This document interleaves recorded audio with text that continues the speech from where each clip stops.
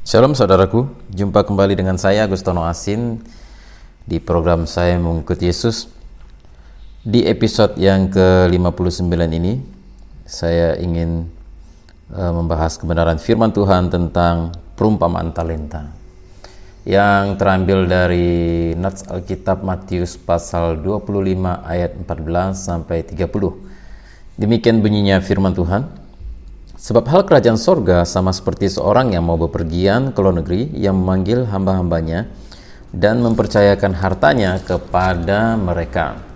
Yang seorang diberikannya 5 talenta, yang seorang lagi 2, dan yang seorang lain lagi 1, masing-masing menurut kesanggupannya. Lalu ia berangkat. Segera pergilah hamba yang menerima 5 talenta itu. Ia menjalankan uang itu, lalu beroleh laba 5 talenta.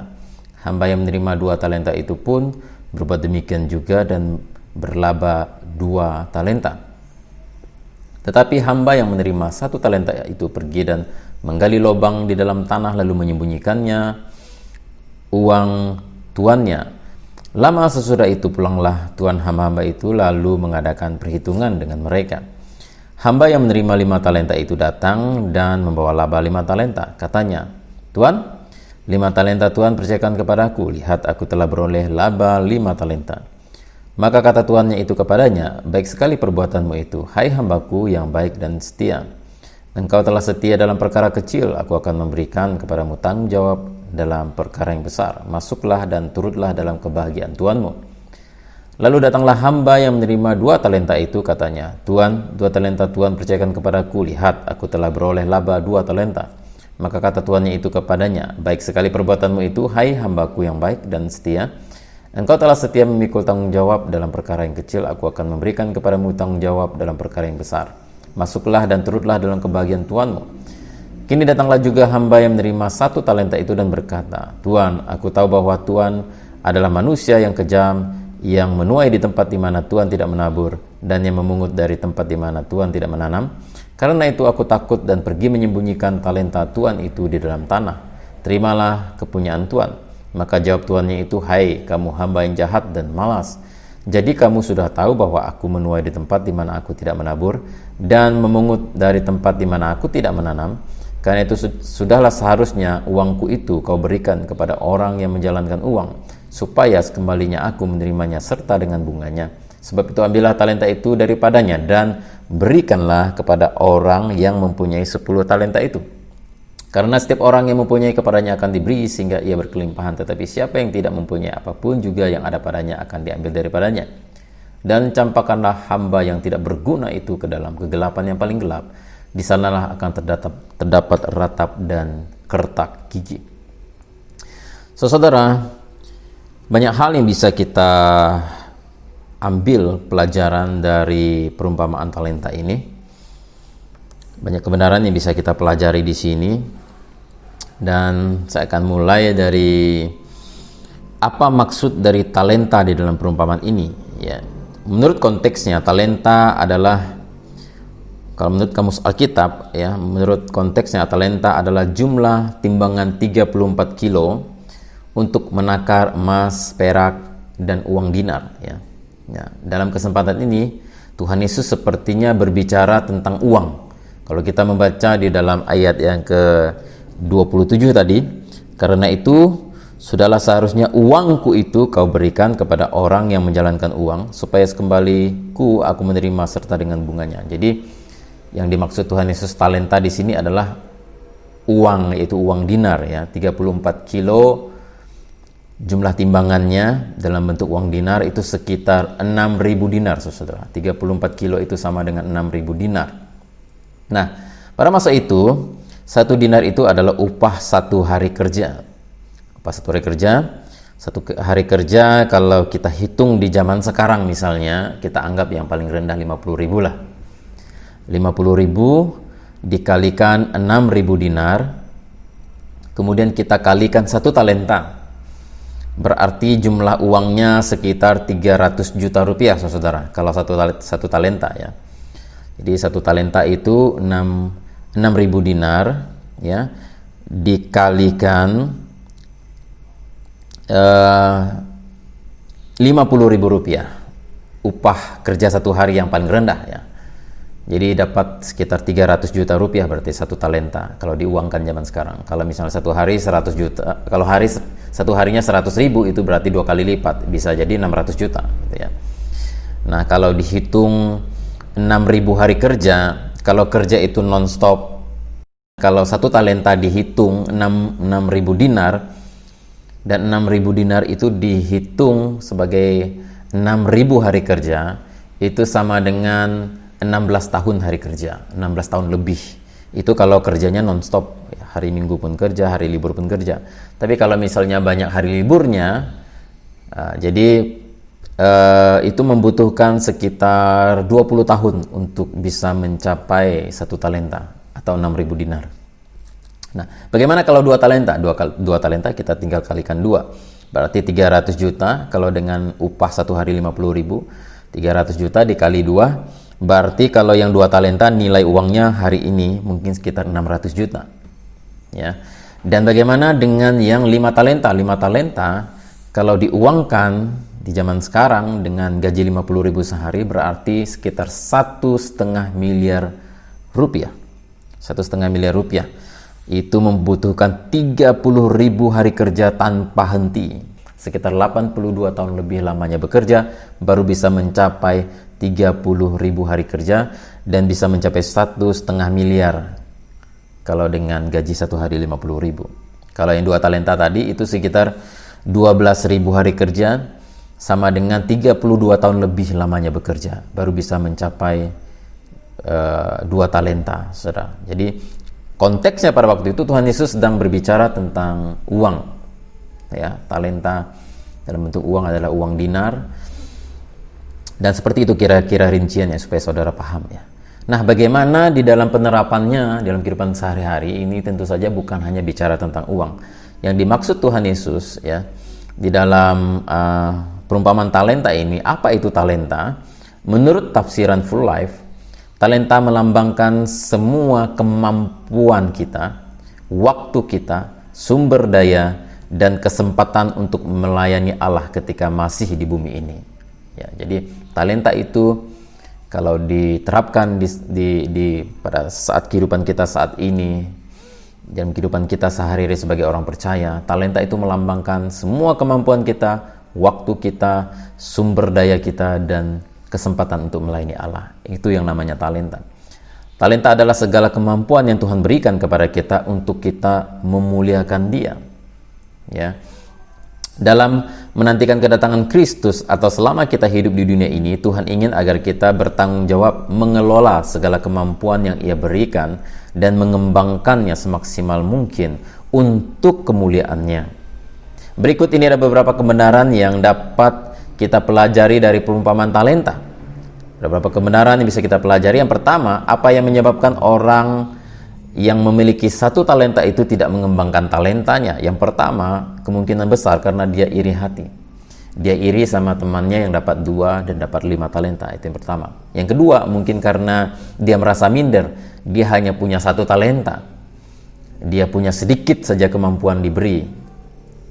Jadi dia merasa minder mungkin. Dan kemudian berikutnya mungkin dia, kalau kita baca di dalam pengakuannya kepada sang majikan, ya, kelihatannya dia ini tidak menghargai pemberian sang majikan dan berpikir negatif terhadap sang majikan, ya. Dia kayaknya ini orangnya selalu berpikir negatif dan kurang menghargai talenta yang diberikan oleh sang majikan kepadanya, ya.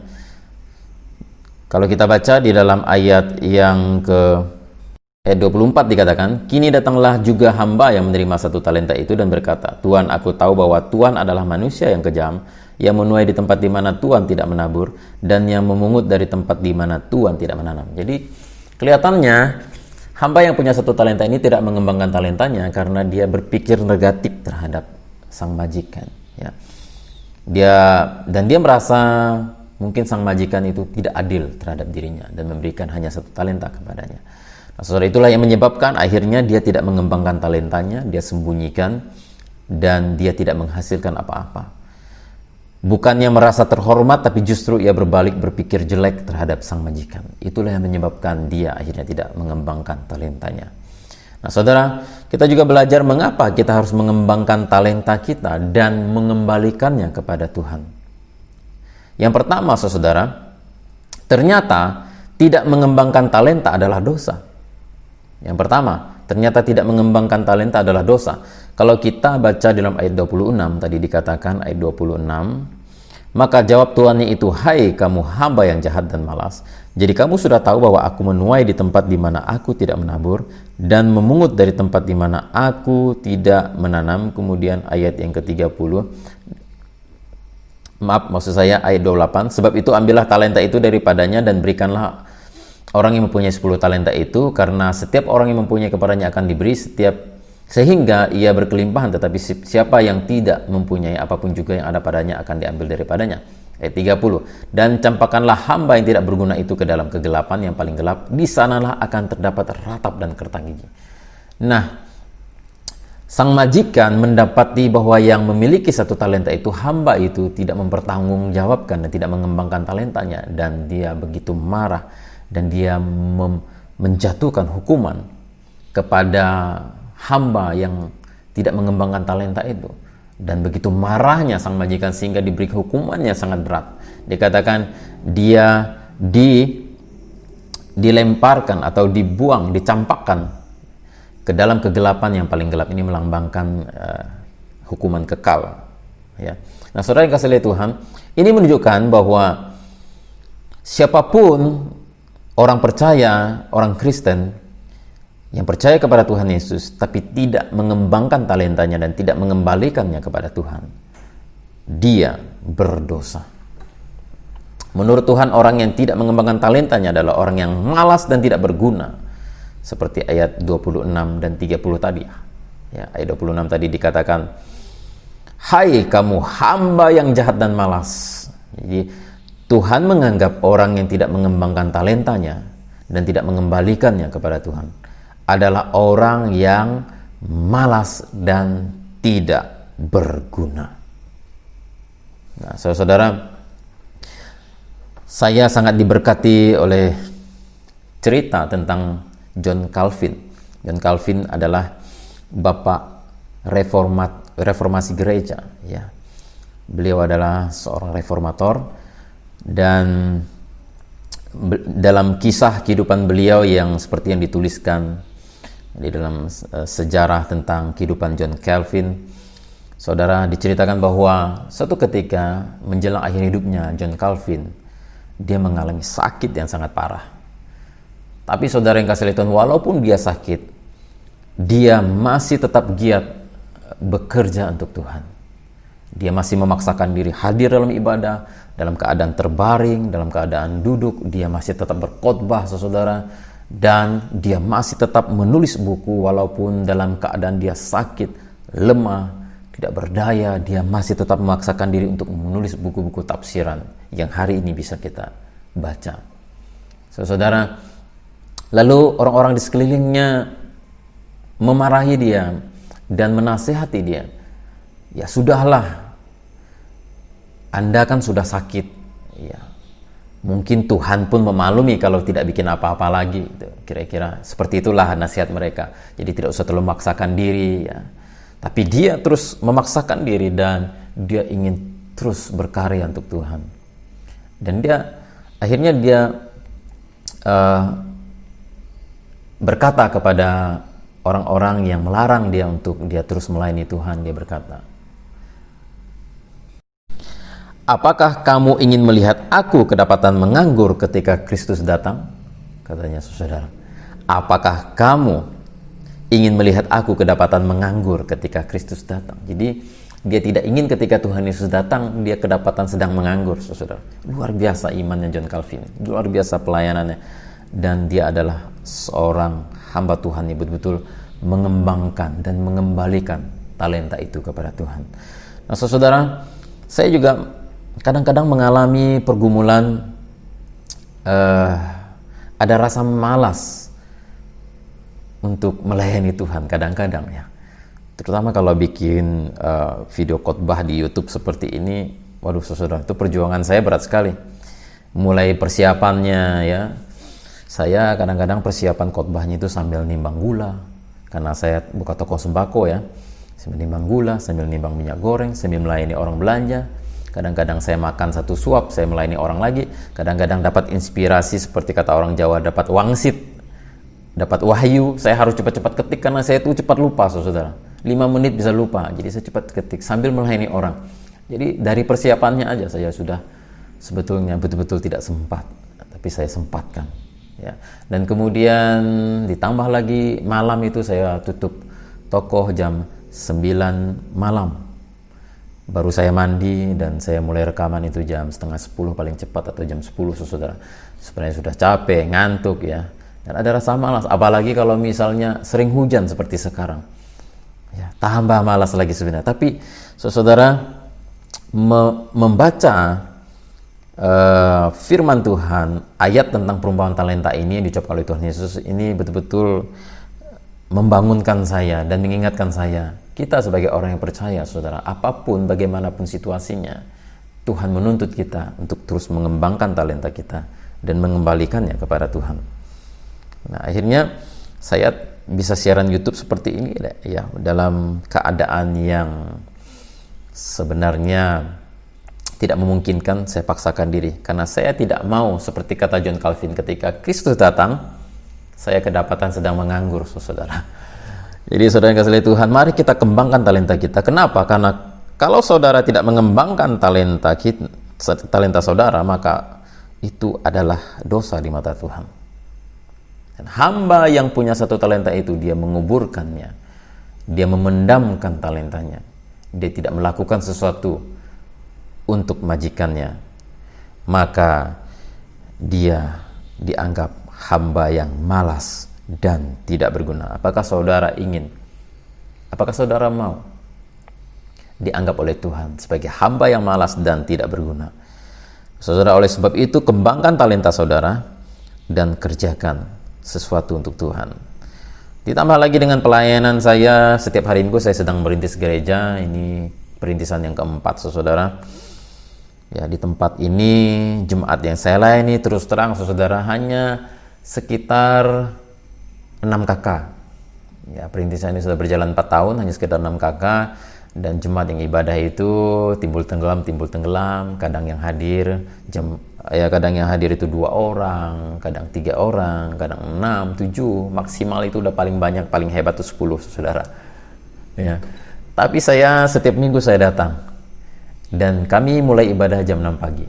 Bahkan di hari Minggu seharusnya saya bisa tidur lebih siang karena saya kelelahan, sudah bekerja dari Senin sampai Sabtu. Minggu seharusnya saya istirahat lebih lama, bangun lebih siang, tapi justru hari Minggu saya bangun lebih pagi karena ibadahnya jam 6 pagi. Selesai jam 7. Jam 7 saya harus kebut lagi ke gereja lain lagi di pos-pos pelayanan kami, membantu hamba Tuhan lain. Saya khotbah di sana lagi. Ya, saya pulang-pulangnya jam 1 siang, baru saya istirahat sebentar. Ya. Nah, saudara yang kasih Tuhan, kalau kita mau cari alasan untuk tidak mengembangkan talenta, untuk tidak melayani Tuhan, itu banyak sekali alasan kita. Tetapi saudara-saudara, apapun kendala yang kita hadapi, saudara, kita harus tetap mengembangkan talenta kita agar jangan sampai Tuhan berkata, kamu hamba yang malas dan tidak berguna. Saudara yang kasih Tuhan, bahkan di dalam pelayanan saya tidak digaji, bahkan saya yang mengeluarkan biaya untuk pergi ke sana ke sini untuk mengunjungi gereja-gereja lain yang memanggil saya untuk melayani. Saudara, tidak mengembangkan talenta adalah dosa. Itu yang pertama. Ya. Kedua, mengapa kita harus mengembangkan talenta? Yang kedua, talenta itu hanya titipan, bukan menjadi milik kita. Ya, talenta itu hanya titipan dan bukan menjadi milik kita. Dikatakan di dalam ayat 14. Dalam ayat 14 dikatakan, sebab hal kerajaan sorga sama seperti seorang yang mau bepergian di luar negeri, yang memanggil hamba-hambanya dan mempercayakan hartanya kepada mereka. Jadi harta itu, ya, talenta itu dipercayakan oleh Tuhan kepada hamba-hambanya. Kemudian ayat 27 sampai 28, Karena itu sudahlah seharusnya uangku itu kau berikan kepada orang-orang yang menjalankan uang, supaya sekembalinya aku menerimanya serta dengan bunganya. Sebab itu ambillah talenta itu daripadanya dan berikanlah kepada orang yang mempunyai 10 talenta itu.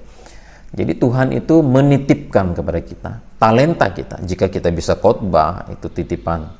Kita pandai menyanyi, itu titipan Tuhan. Kita pandai main musik, itu titipan Tuhan. Kita pandai pidato, kita pandai memimpin, ya, kita punya keterampilan apa saja yang bisa kita gunakan untuk pekerjaan Tuhan, itu adalah pemberian dan titipan Tuhan, saudara. Itu bukan milik saudara. Dan namanya titipan itu harus dikembalikan. Kalau titipan tidak dikembalikan, itu namanya apa, saudara? Mencuri. Kalau kita meminjam sesuatu dari seseorang, ya, itu berarti orang itu menitipkan barangnya kepada kita, dan kalau kita tidak mengembalikan, itu artinya kita mencuri. Kalau kita tidak kembalikan kepada Tuhan apa yang Tuhan titipkan kepada kita, berarti kita mencuri. Mungkin dalam istilah rohaninya mencuri kemuliaan Tuhan. Saudara yang kasih Tuhan, kalau hanya titipan, berarti yang berhak menerima hasil talenta kita adalah Tuhan. Kalau itu titipan, berarti suatu saat nanti harus dikembalikan dan dipertanggungjawabkan kepada sang pemilik, yaitu Tuhan. Dan jika hanya titipan, berarti segala kemampuan kita adalah milik Tuhan dan harus diarahkan untuk kemuliaan nama Tuhan. Nah, banyak orang sudah mengembangkan talenta sebaik-baiknya, namun tidak diarahkan kepada Tuhan, tidak dikembalikan kepada Tuhan, dan itu juga adalah dosa. Contoh misalnya, ya, pemain sepak bola saat ini yang paling terkenal, Cristiano Ronaldo. Dia sudah begitu luar biasa mengembangkan talentanya. Kesaksian dari teman-teman satu timnya selalu berkata, Cristiano Ronaldo adalah seorang atlet yang paling profesional yang pernah mereka jumpai. Tapi pertanyaannya adalah, dia sudah mengembangkan talenta dengan sebaik-baiknya, tapi apakah talenta itu dia kembalikan kepada Tuhan? Untuk siapa dia bermain sepak bola? Apakah dia bermain sepak bola untuk memuliakan Tuhan? Gaji yang diterima, apakah untuk memuliakan Tuhan? Ketenaran, popularitas yang didapatkan, apakah untuk memuliakan Tuhan atau tidak? Itu masalahnya. Nah, sekedar mengembangkan talenta, tapi tidak mengembalikan kepada Tuhan, sama berdosanya, saudara. Karena itu hanya titipan. Jadi sekedar mengembangkan, kalau namanya mengembangkan talenta, ya orang-orang dunia di luar sana juga luar biasa mengembangkan talenta, saudara. Apa bedanya dengan kita? Tapi apakah mereka mengembalikannya kepada Tuhan? Itu bedanya dengan kita. Nah, Tuhan bukan hanya menuntut kita mengembangkannya, tapi mengembalikan. Hamba yang baik itu, yang punya 5 talenta, 2 talenta itu mengembalikan. Dan hamba yang punya 1 talenta juga mengembalikan, tapi mengembalikannya tidak dikembangkan. Jadi dikembangkan dan mengembalikan. Jadi dua-duanya, saudara, itu penting, saudara. Nah, saudara kasih oleh Tuhan, segala kemampuan kita adalah milik Tuhan dan harus diarahkan untuk kemuliaan nama Tuhan. Sudah mengembangkan talenta sebaiknya, namun tidak diarahkan kepada Tuhan juga adalah dosa. Contoh misalnya, seorang artis dan penyanyi yang sudah meninggal di tahun 2012 yang lalu yang bernama Whitney Houston. Seorang penyanyi dengan suara emas yang luar biasa, saudara pasti tahu. Ya, suaranya begitu bagus, luar biasa, saudara. Nah, Whitney Houston sebenarnya adalah seorang penyanyi yang memulai karirnya dari gereja, saudara. Diawali dengan sebagai penyanyi di gereja, ya, paduan suara, kesaksian di gereja, pujian, seperti itu. Akhirnya dia menjadi terkenal karena suaranya bagus, dan mulailah dia terjun ke dunia sekuler, industri musik, semakin terkenal, albumnya meledak, dan banyak yang beli, kemudian dia menjadi semakin kaya, dan lama-kelamaan, ya, sedihnya adalah Whitney Houston semakin lama, semakin melupakan Tuhan. Akhirnya di akhir hidupnya ketika dia meninggal dunia, ditemukan, ya, di dalam tubuhnya itu ada zat kokain yang berlebihan yang dia konsumsi. Itu salah satu penyebab dia meninggal dunia. Ini artinya di akhir hidupnya dia tidak memuliakan Tuhan lagi, dan dia tidak lagi mengembangkan talentanya untuk dikembalikan kepada Tuhan. Ya, dia condong untuk talentanya adalah untuk dirinya sendiri, dan itu adalah salah, saudara yang kasih Tuhan. Nah, saudara, seorang pemain sepak bola dari Manchester City, kemarin saya baca beritanya, Sergio Aguero, yang berasal dari Argentina. Dia berkata, dia telah membeli sebuah mobil Lamborghini seharga hampir 6 miliar rupiah, sekitar 6 miliar rupiah, hanya untuk kena hujan dan panas dan jarang dipakai. Bayangkan, saudara, 6 miliar rupiah hanya untuk mobil Lamborghini yang hanya kena hujan dan panas setiap hari. Nah, saudara yang kasih Tuhan, apakah Sergio Aguero tidak mengembangkan talenta? Tentu saja 100% dia mengembangkan talentanya sehingga dia menjadi seorang pemain yang hebat, mencetak banyak gol, dan dia mendapat gaji yang besar, bermain di klub yang besar. Tapi apakah uangnya dan kepopularitasnya dan semua yang dia dapatkan dari dia mengembangkan talenta itu, dari talenta yang Tuhan berikan kepadanya, itu dia kembalikan kepada Tuhan? Ya. Apakah dia kembalikan kepada Tuhan? Nah, bayangkan saudara, 6 miliar hanya dibiarkan seperti itu. Itu namanya mubazir, saudara. Kalau 6 miliar diberikan kepada saya, wah, banyak hal yang saya bisa kerjakan untuk Tuhan. Terutama di desa-desa, terutama di gereja-gereja di mana banyak hamba-hamba Tuhan yang sangat memerlukan ya dukungan dana dan sebagainya. Ya, itu kira-kira intermezzo, saudara. Saudara, saya tertarik dengan kesaksian seorang anak Tuhan, Agnes Mo. Ya, mungkin saudara sudah tahu betapa sangat terkenalnya artis ini di Indonesia. Nah, suatu kali saya menonton acara talk show-nya Agnes Mo, dan ditanya kepada Agnes Mo seperti apa dia memandang bakat-bakat yang telah Tuhan berikan kepadanya. Dan dia berkata begini, sangat menarik sekali saudara. Dia berkata, saya selalu memandang bahwa semua kemampuan, bakat, talenta yang diberikan oleh Tuhan kepada saya itu adalah sebagai berlian. Semua kemampuan yang Tuhan berikan, yaitu mampu bermain film yang bagus, aktingnya bagus, ya, dan kemudian wajah yang cantik, ya, penampilan yang menarik, penuh karisma, suaranya juga luar biasa. Semua kemampuan itu adalah berlian dari Tuhan, katanya. Dan itu harus saya jaga baik-baik, itu harus saya kembangkan, itu harus saya asah, saya harus betul-betul memuliakan Tuhan dengan semua talenta itu. Dan saya anggap itu adalah berlian dari Tuhan. Luar biasa saudara, itu sangat memberkati saya. Nah, adakah saudara menganggap bahwa semua talenta yang Tuhan berikan kepada engkau itu adalah seperti berlian? Ya. Semua kemampuan yang sudah Tuhan berikan kepada engkau, titipkan kepada engkau, apakah sudah kau kembalikan kepada Tuhan? Bukan hanya dikembangkan, tapi dikembalikan kepada Tuhan. Ya, sebab banyak orang bukan mengembalikan kepada Tuhan, tapi untuk dirinya sendiri saja. Itu yang kedua, saudara. Mengapa kita harus mengembangkan talenta? Yang pertama, karena tidak mengembangkan talenta adalah dosa. Yang kedua, karena talenta itu hanya titipan, bukan menjadi milik kita. Yang ketiga, satu talenta nilainya sangat mahal dari Tuhan.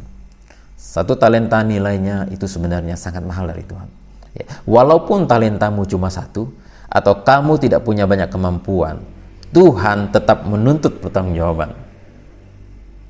Satu talenta, jika dalam konteksnya waktu itu, seperti yang saya jelaskan tadi di sebelum-sebelumnya, jika dinilai secara uang, ya, Tuhan Yesus sedang berbicara tentang konteksnya uang pada waktu itu. Kalau dinilai secara uang, satu talenta dengan upah harian 50.000, maka 6.000 dinar itu adalah 300 juta zaman sekarang. Itu 50.000, saudara. 300 juta zaman sekarang. Nah, kalau misalnya seperti di tempat saya, tidak ada lagi orang yang digaji 50.000 kalau bertukang misalnya. Itu kalau tukang di sini 100.000 itu yang sudah paling murah. Bisa 100 sampai 150.000 upah mereka bertukang. Nah, bayangkan kalau 100.000 itu 600 juta, saudara. Dan 300 juta itu, kalau upah hariannya 50.000 itu memerlukan 16 tahun kerja tiada henti. Kalau dipotong hari libur bisa 20 tahun baru bisa mengumpulkan 300 juta, saudara. Itu artinya satu talenta yang Tuhan berikan kepada engkau itu sangat besar nilainya. Itu sangat mahal, saudara. Itu Tuhan Yesus pakai jumlah talenta, saudara. Itu artinya Tuhan itu memberikan nilai yang besar. Walaupun cuma satu, itu nilainya tinggi, saudara. 300 juta.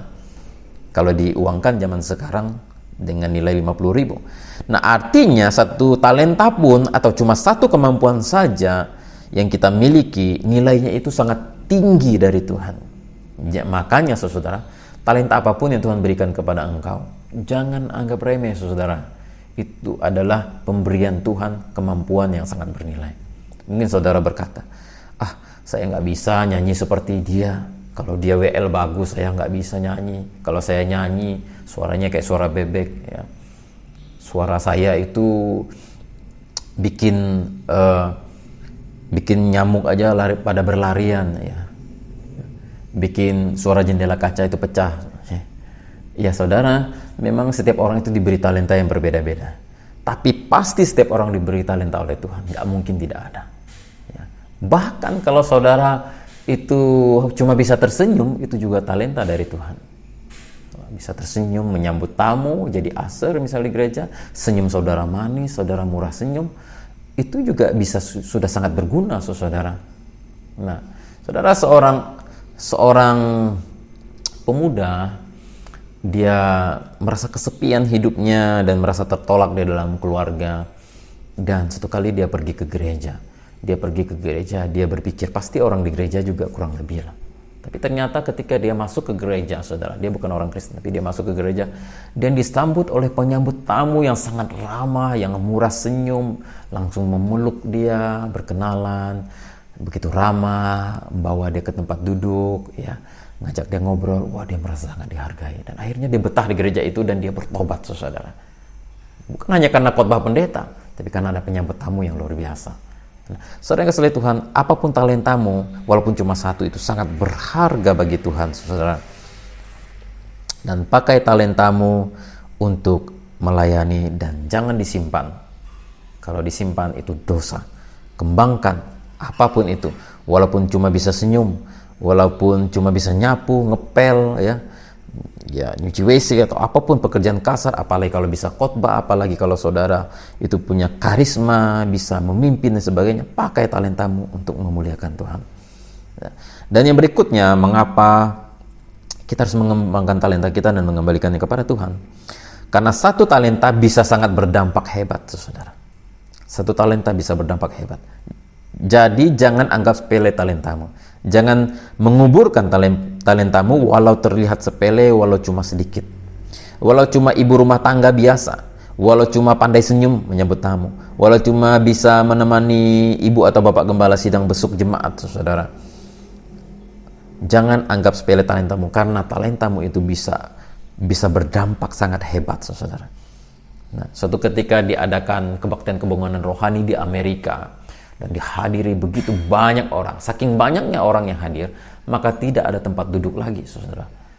Nah, penyambut tamu dan juga para asir bekerja keras mencari kursi-kursi yang kosong untuk tamu yang baru datang, dan ternyata ada 2 orang pemuda pada waktu itu, ya, sekitar masih mungkin berumur 18 tahun seperti itu, pemuda itu. 2 orang pemuda itu datang mau menghadiri ibadah, tapi tempat duduknya sudah tidak ada. Dan karena mereka berusaha mencari tempat duduk, tidak ada, dan akhirnya mereka berdiri di luar cukup lama, dan akhirnya mereka pengen pulang saja karena tidak dapat tempat duduk. Akhirnya, saudara, dan penyambut tamu ini dan aser ini, dia jeli dan melihat pemuda itu mau lari, lalu dia kejar dan dia panggil kedua pemuda itu. Dia tarik mereka dan dia, sabar, kalian sabar, nanti saya carikan tempat duduk, tunggu di sini sebentar ya. Dia cari sana sih, akhirnya dia dapat di pojokan, saudara. Dia bawa 2 orang pemuda itu, kalian duduk di sini ya, jangan lari ya, hadiri ibadah ini, ikuti ibadah sampai selesai ya. Dan dia begitu ramah, saudara. Akhirnya 2 pemuda itu bisa duduk di situ dan mendengarkan khotbah. Saudara, ketika berita firman disampaikan, Injil disampaikan, kedua pemuda itu bertobat dan menyerahkan diri kepada Kristus. Dan bertahun-tahun kemudian, saudara, salah seorang pemuda itu menyerahkan diri menjadi hamba Tuhan. Dan akhirnya dia menjadi seorang pengkhotbah, menjadi seorang penginjil. Bahkan penginjil terbesar abad ini, namanya Billy Graham. Jika hari ini dunia bisa merasakan dampak dari pelayanan Billy Graham, itu karena ada seorang aser yang membawa Billy Graham untuk duduk di satu tempat di kebaktian kebangunan rohani, sehingga Billy Graham tidak pulang. Dan dia menerima Kristus hari itu, dan dia melayani Tuhan. Itu karena jasa pelayanan dari seorang penyambut tamu. Saudara, jangan anggap sepele apapun talenta yang Tuhan berikan kepadamu, karena Tuhan bisa pakai, bisa berdampak luar biasa hebat talentamu, saudara. Sering kasih Tuhan, ada seorang ibu yang diceritakan oleh seorang hamba Tuhan. Ya, saya mendengar kesaksian dari seorang hamba Tuhan menceritakan tentang ada seorang ibu di kampung halamannya yang dia tidak sekolahnya tidak tinggi, hanya tamat SD, dia tidak pandai bicara, khotbah dan sebagainya. Dia juga tidak pandai menyanyi, saudara. Kalau dia nyanyi fals, saudara, seperti suara burung beo lah, kira-kira begitu. Nggak enak lah pokoknya. Saudara yang kasih oleh Tuhan, akhirnya apa yang bisa dilakukannya? Dia selalu ingin melayani Tuhan, tapi dia bingung mau bikin apa. Akhirnya saudara, yang dia senangi adalah dia suka mengunjungi jemaat, ya, kadang-kadang bersama dengan Bapak Gembala, kadang-kadang bersama Ibu Gembala, kadang-kadang bersama tim besuk, kadang-kadang dia sendiri. Kalau dia melihat jemaat ada yang kesusahan, ada yang sakit, ada yang mengalami masalah, dia duluan datang. Bahkan sebelum Bapak Gembala datang, dia duluan datang. Dia datang dan dia kedengar keluhan saudara-saudara seiman yang curhat sama dia. Dia cuma bisa dengar. Dia tidak pandai ngomong, tidak pandai menasihati, saudara. Dia cuma dengar saja. Dan kalau orang yang menangis, dia ikut nangis, saudara. Kalau orang yang tertawa, dia ikut tertawa juga. Kalau orangnya sedih, dia ikut sedih, saudara. Dia bisa merasakan penderitaan yang orang lain alami. Jadi seperti itu saja pelayanannya bertahun-tahun, saudara. Dia lakukan itu, dan dia begitu sangat dicintai oleh jemaat yang ada di situ karena pengabdiannya seperti itu. Dan suatu ketika ibu ini sakit dan kemudian akhirnya meninggal dunia, saudara. Ketika dia meninggal dunia, luar biasa, yang melayat, yang mendatangi dan menghadiri acara pemakaman ibu ini, saudara, hampir semua kampung penuh. Di pemakamannya sampai tidak muat, rumahnya tidak muat, sampai hampir seluruh kampung itu semuanya ikut memakamkan ibu itu. Dan semuanya sedih luar biasa kalau mengenang akan ibu ini yang begitu peduli kepada orang yang sedang kesusahan, ya. Semua orang menceritakan bagaimana baiknya ibu ini. Nah, saudara berkata, saya tidak punya talenta. Oh, tidak mungkin, saudara. Saudara pasti punya talenta. Temukan talentamu dan kembangkan. Jangan simpan talenta itu, ya. Berikan dan kembalikan kepada Tuhan. Saudara-saudara, Tuhan tidak ingin, saudara, ketika kita hidup di dalam dunia ini, kita menganggur saja sambil menantikan kedatangan Tuhan Yesus atau sambil menunggu kematian kita. Sebagai orang percaya, kita hanya datang ibadah, pulang, datang ibadah, pulang, datang ibadah, dan tidak lakukan apapun, ya. Jangan, saudara, jadilah orang Kristen yang berbuah, jadilah orang Kristen yang menjadi berkat bagi banyak orang. Kembangkan talentamu, lakukan sesuatu untuk Tuhan sebelum engkau mengakhiri perjalanan hidupmu di dalam dunia ini. Tuhan tidak ingin supaya kita menganggur. Tuhan tidak ingin supaya kita diam saja ketika menantikan kedatangannya, menantikan kematian kita juga, ya. Melalui perumpamaan ini Tuhan Yesus memberitahu kita bahwa Ia tidak mau kita hanya menganggur saja setelah menerima keselamatan dari Dia. Kita dituntut untuk produktif, aktif melakukan sesuatu yang bermanfaat bagi Tuhan dan sesama. Kita tidak boleh pasif. Ayo, saudara, bikin sesuatu untuk Tuhan. Ayo terlibat di ladang misi dengan Tuhan. Lakukan sesuatu untuk Tuhan sebelum kamu meninggal dunia. Saudara, oleh sebab itu melalui perumpamaan talenta ini, saya mengingatkan kepada kita bahwa yang pertama, mengapa kita harus mengembangkan talenta? Karena orang yang tidak mengembangkan talenta dan tidak mengembalikan kepada Tuhan, itu dosa. Yang kedua, saudara, talenta itu hanya titipan, bukan menjadi milik kita. Dan yang ketiga, satu talenta nilainya bisa sangat mahal dari Tuhan. Dan yang keempat, satu talenta itu bisa berdampak hebat. Saudara, demikianlah firman Tuhan yang saya dapat bagikan di kesempatan ini. Tuhan Yesus memberkati kita semua.